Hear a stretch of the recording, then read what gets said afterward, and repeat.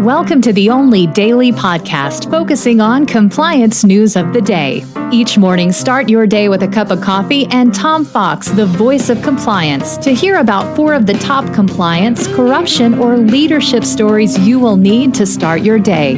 The Daily Compliance News is a production of the Compliance Podcast Network.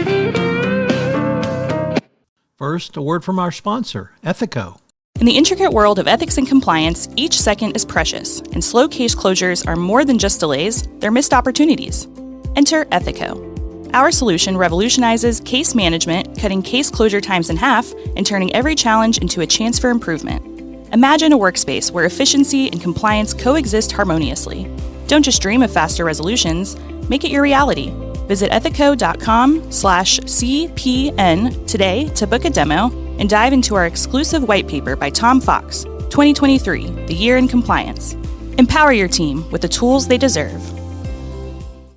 The Daily Compliance News for January 19, 2024, the Gutless Wonders edition. We begin with that story from Reuters in an absolutely scathing report from the Department of Justice around a 2022 Uvalde school massacre. The report faulted law enforcement officers for waiting more than 1 hour to breach the classroom. There was plenty of blame to go around. It was the local police were blamed, the state troopers were blamed, the Texas Rangers were blamed. The bottom line was law enforcement completely failed the children and parents in Uvalde, and doesn't matter how many good guys with guns have. When you're a gutless set of gutless wonders and won't do your job as police officers, people are going to die. Next up from the New York Times, biometrics. Each individual's unique physical identifiers, obviously fingerprints and faces, are starting to be expanded into airports in the U.S. and abroad to enhance security and replace physical identification such as passports and driver's license. So is it the end of passports coming? What happens for the use of passports for other reasons, such as photos, such as a passport number? Lots of different issues are going to come up from this. And of course, countries that don't have biometrics may be stuck with the old system, which may be problematic for them. Next up from CNN.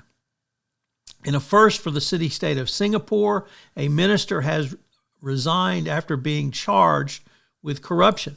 Singapore's transportation minister, S.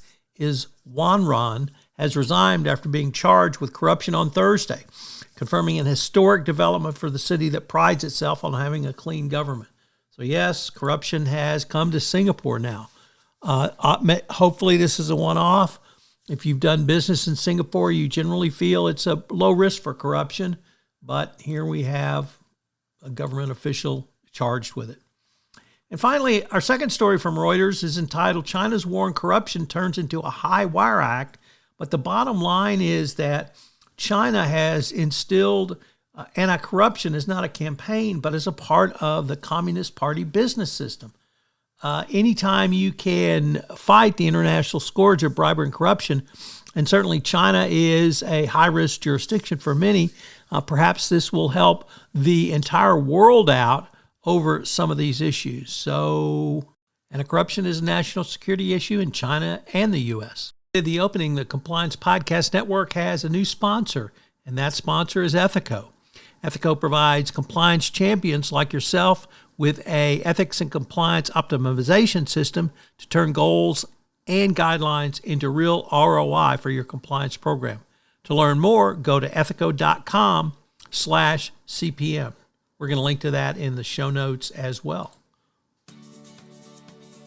The Daily Compliance News is a production of the Compliance Podcast Network and a proud member of C-Suite Radio. Thanks so much for listening. I hope you'll join me again tomorrow.